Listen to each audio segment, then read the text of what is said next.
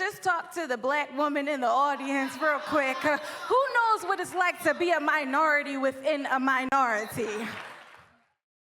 As they take their seat, bless God for this music ministry.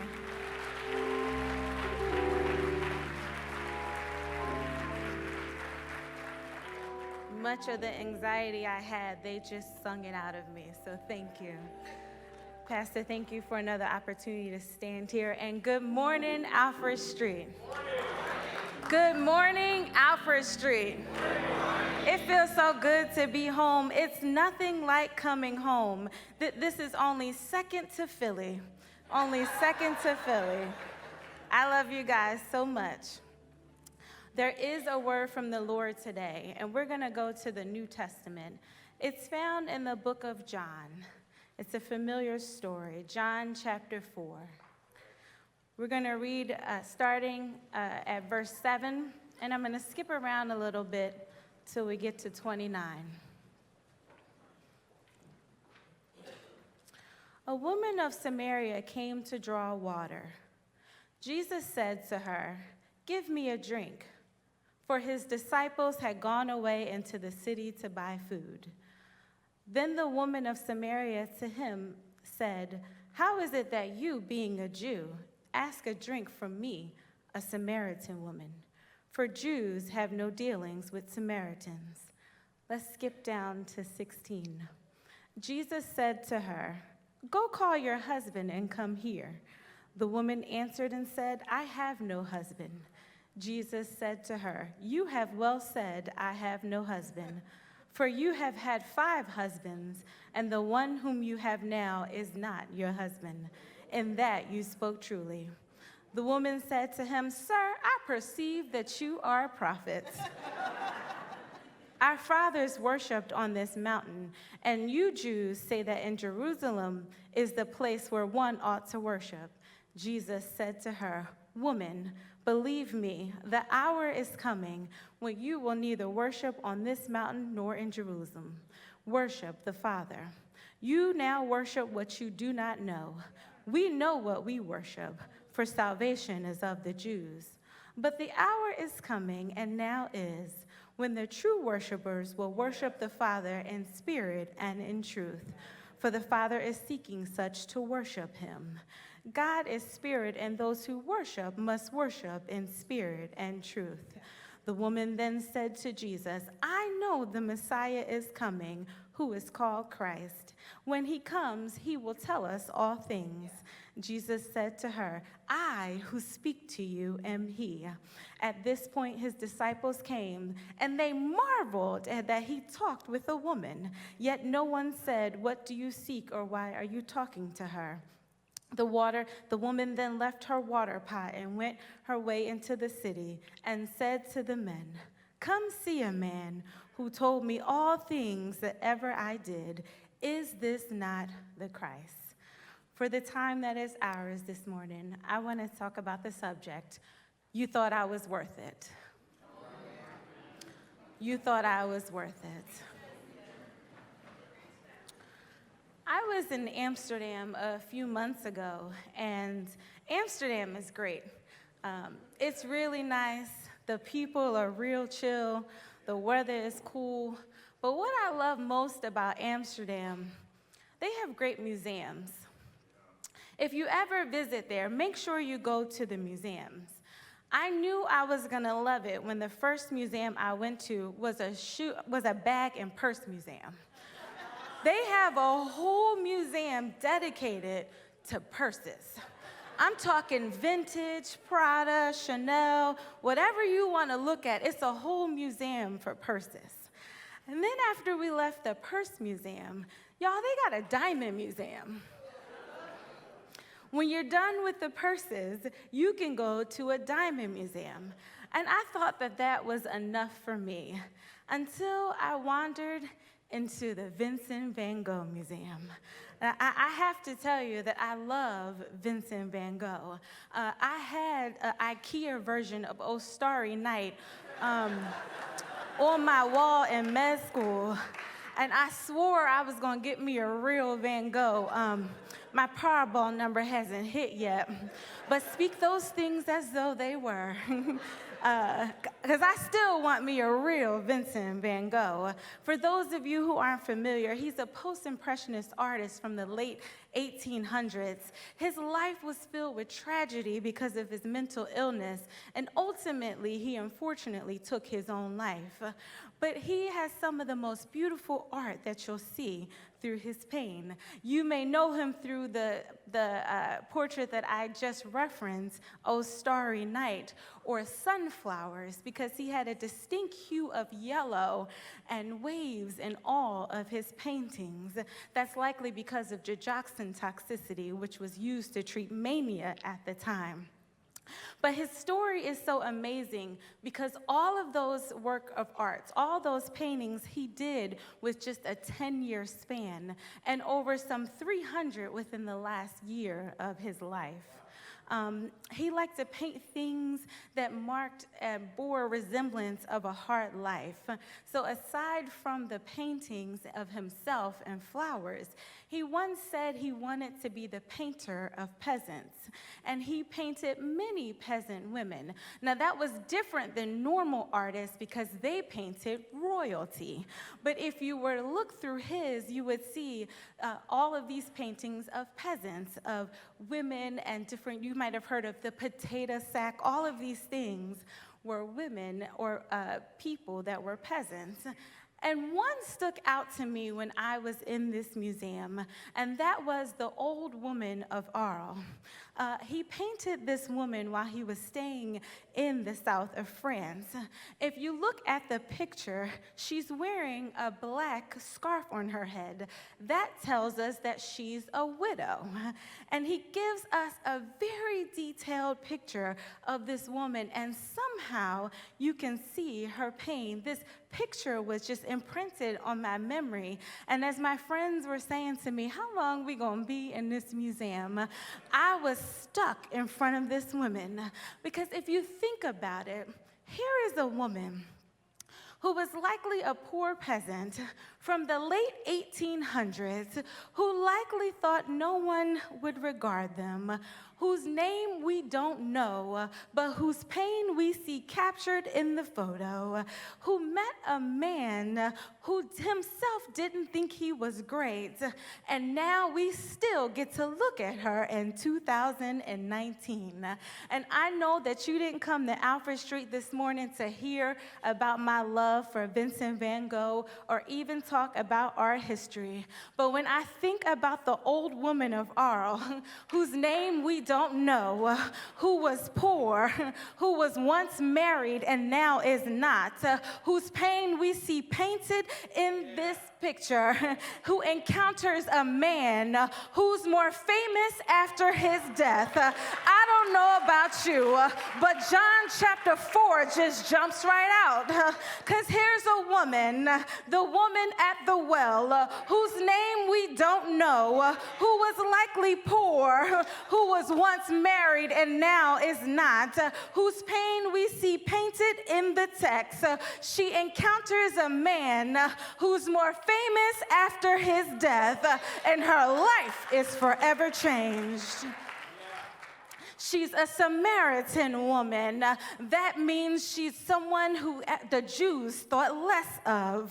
The fact that she was a woman at all meant that she was a second-class citizen. Add that into the history of husbands and no current husband. She is someone that the Jews wouldn't have wasted their time on.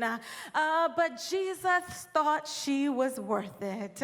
She was an outcast person in an outcast society. In other words, the Samaritans were outcasts, and they took that learned behavior and outcast this woman. Can I just talk to the black woman in the audience real quick? Who knows what it's like to be a minority within a minority? But Jesus thought that she was worth it. And I know that there are some of you here today who've encountered some people in your life who didn't think that you were worth it. They didn't think that you were worth the promotion, but Jesus thinks that you're worth it. They might not have thought that you were worth a callback, but Jesus thinks that you're worth it. And Jesus thought that this woman was worth it, was worth at least a conversation. And I got proof in the text. I'm not going to be before you long, but can I give you 3 things that prove that Jesus thought she was worth it, and that helps us know that God thinks we're worth it. The first thing is her story didn't stop the Savior. I have a confession. I know that's breaking homiletical protocol. You're not supposed to confess while you preach. But I'm a recovering feminist now, womanist. And with that being said, I used to try and be the defense attorney for the woman at the well. I always felt like she was getting a bad narrative, a bad rap. I always felt like they always looked at her bad because of all the husbands. And I would argue that women didn't have a right of divorce. I would argue that adultery for women was punishable by death. And I felt like she was being painted in a bad way. Because the truth is, we don't really know the full story. I don't know why she had 5 husbands. I don't know the circumstances in which those marriages dissolved. I don't know why she isn't married now. But you know what I do know? It doesn't matter.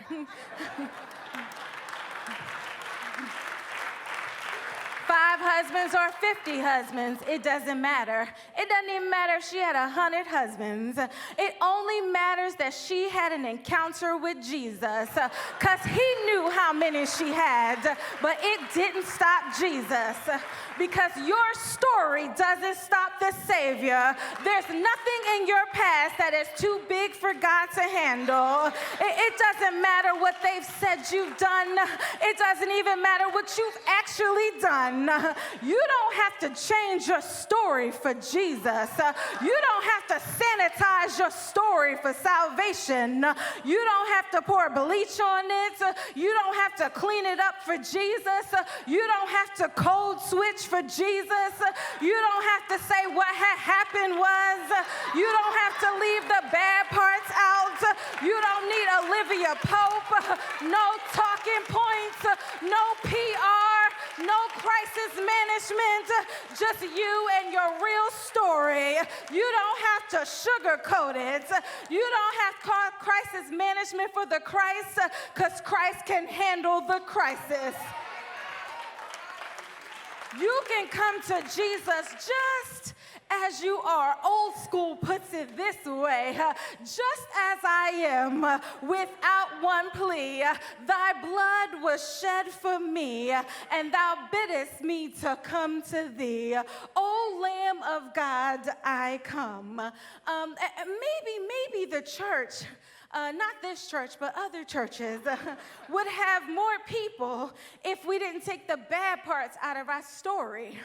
I know that we look good now, and I know that we've made it through now, but maybe there's some people who are still in a messy situation, and they need to hear the full testimony to know that it was Jesus who picked you up, and Jesus who cleaned you up, and his blood that washed you white as snow. Jesus is intentional about getting to her. He knows her story, and he's trying to speak with her anyway.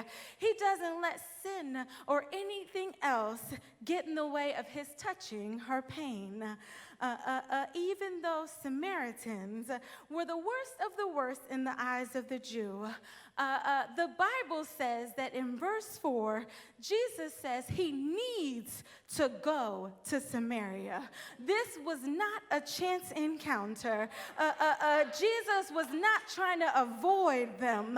It says he needed to go, and Jesus will come to wherever you are to get to you.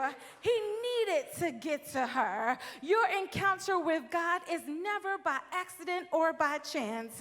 He sought her out even while knowing her story, and I'm so glad for a God who needs to get to me, who needs to hold my hand, who needs to walk with me in the valley of the shadow of death, who needs to be where I am. It says he needed to get to her.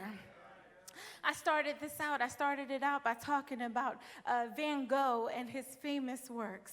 And we talked about this old woman of Arles and Oh Starry Night. But one of his other famous portraits is sunflowers. And he used flowers a lot when he couldn't afford to pay models. So he did a lot of work. There's multiple paintings of sunflowers. But once you look at his, you notice that his pictures are different than other artists. When most people drew the sunflowers or the flowers, they drew them perfectly. All of the flowers were going in one direction. All of them were healthy. But when you look at Vincent van Gogh, he would draw the flowers in multiple stages of life, so that some of the flowers were dying and some of them had lost something on the ground, because he thought that there were beauty in the flaws. He thought there was beauty in the imperfections, and Jesus can see the beauty in our mess. Even in the middle of our mess, there's beauty in my entire story. So her story didn't stop Jesus, and you don't have to sanitize your story for salvation. That's the first proof, is that her story didn't stop the Savior. The second proof that he thought she was worth it is that Jesus broke customs and social norms to talk to her. This whole interaction is strange. Lots of reasons. One, a rabbi would not speak to a woman in public, not even his own wife or daughter. Number one. Number two, it was very unusual for Jews to even speak to Samaritans, let alone ask them for a favor or drink from the same cup, since they thought so little of the Samaritans. Samaritans, just so you know, they were half-breeds. They were half Jew and half Babylonians, and the Jews did not want them to be intermarried with other Jews. So this is why they were low-class citizens. Jews avoided them so much that they walked the long way from Jerusalem to Galilee. Samaria was the shortcut. They despised them so much, they walked the long way, so they didn't even have to interact with him. Literally, the word Samaritan was a slur. So she's a woman, she's a Samaritan, and he breaks custom and rabbinical law just to speak to her. And I know that some would argue that Jesus wasn't an immigrant who broke the law, but Jesus was an immigrant who broke the law. He was a rebel. He was revolutionary. He broke a lot of customs and laws. For if it was without morality, if it was unjust, or if it just didn't make sense, Jesus broke it. That whole don't speak to women in public thing, he broke that a bunch of times. We see it with the woman who was crutched over for 18 years in a synagogue. He breaks the rule by healing her on the Sabbath, and he breaks the rule by talking to her. We see him talk to the woman with the issue of blood for 12 years. He talks to her in public, and he makes a point to talk to those who are less fortunate. And here it is, he talks to this woman, and he has the nerve to ask her for a favor. In fact, when the disciples get there, they're giving him the meanest side eye, like, what are you doing, Jesus? Why are you talking to this woman? But Jesus essentially actually says, I don't care if you're Jew or Samaritan, I'm talking to you. Married or single, I'm talking to you. Man or woman, I'm talking to you. Black or white, I'm talking to you. Rich or poor, I'm talking to you. Republican or Democrat, I'm talking to you. He doesn't let societal norms dictate how he treats foreigners. I think I should say that again. He doesn't let societal norms dictate how he treats foreigners. And we ought not let racism or misogyny or homophobia dictate how we treat those who are different than us.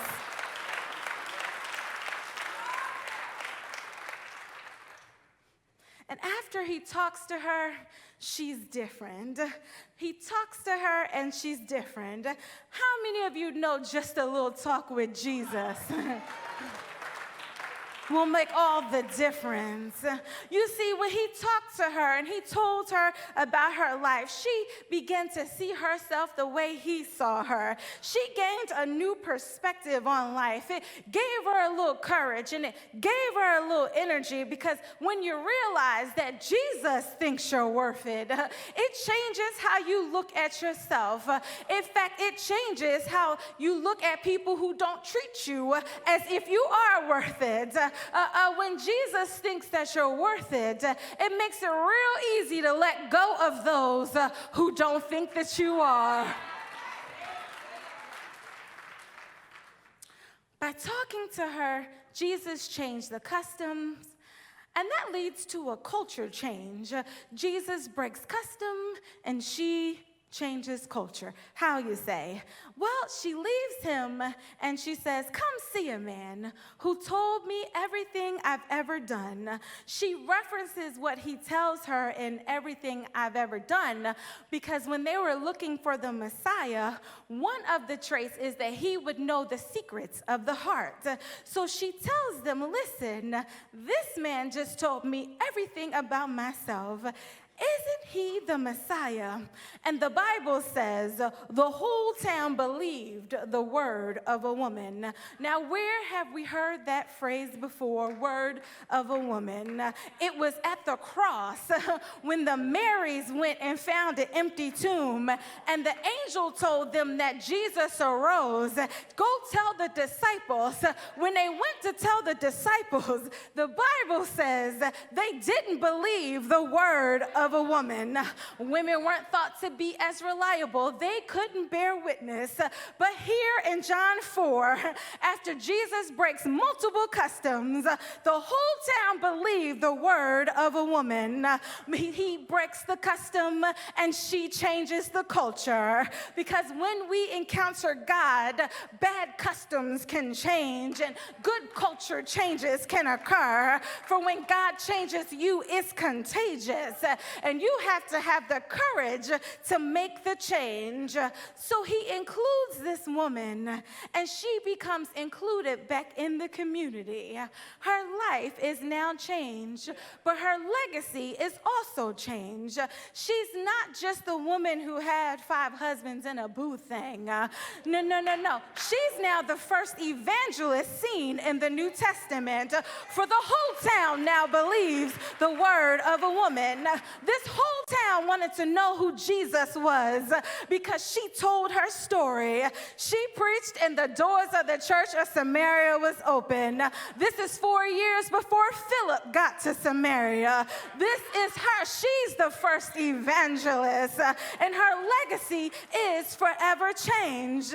Now, I know that y'all still caught up on the husbands, and y'all like, yeah, I don't know if her legacy changed, but there's proof in the text that once you encounter God, your legacy is forever changed. Can I prove it to you? Whose well are we at? We're at Jacob's well. Look at how she refers to Jacob. She has the nerve in verse 12 to ask my Jesus if he's greater than Jacob. And I kept thinking, Jacob, where do I know the name Jacob? That sounds so familiar. What Jacob is great. What Jacob could she be referring to? And then I was like, hold up, Jesus.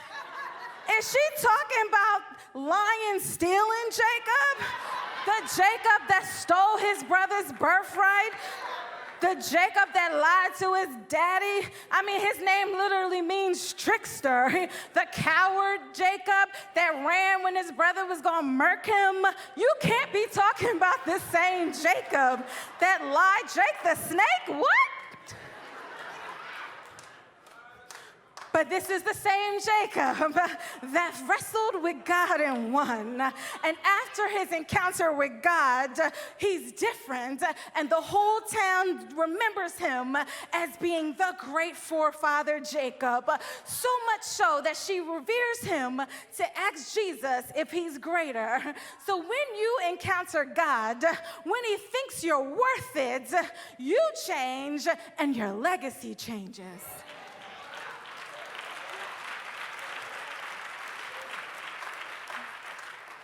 He thought she was worth it because he didn't let the story stop him. He thought she was worth it, so he broke customs and laws just to talk to her. And lastly, we know he thought she was worth it because he made sure she knew who to worship. Jesus and this woman at the well had a lengthy discussion full of theological debate. In fact, Jesus told her in the text she was worshiping what she knew not. And finally, he tells her, you don't know who the Messiah is, but I am he you speak of. And once she knew who the Messiah was, she really knew who she was worshiping and how and where she worshiped changed. That truth and spirit really hit home because here is a woman who was trying to avoid the entire town. I say that because usually women went out in groups and early morning to get water from the well. But this woman is alone in the heat of the day, which suggests she didn't want to talk to anybody. But at the end of the story, she's not avoiding them. She runs to them and says, here I am. Listen to me. Come see a man who's told me all about my past. She's not hiding anymore. And you know, the Bible says the whole town. You know that means that some of the ex-husbands were likely within this group of the whole town. Let's go a little further. You know that the ex-husband's new booze were likely in this group of the whole town, but she cares about none of that. She decides to stand flat-footed and preach the gospel of Jesus Christ. Come see a man who told me about my life. She decides to tell her what Jesus has done for me. Come see a man who picked me up when I was lost, who healed me when I was hurt, who held my hand when I was grieving, who's never left my side. Come see a man.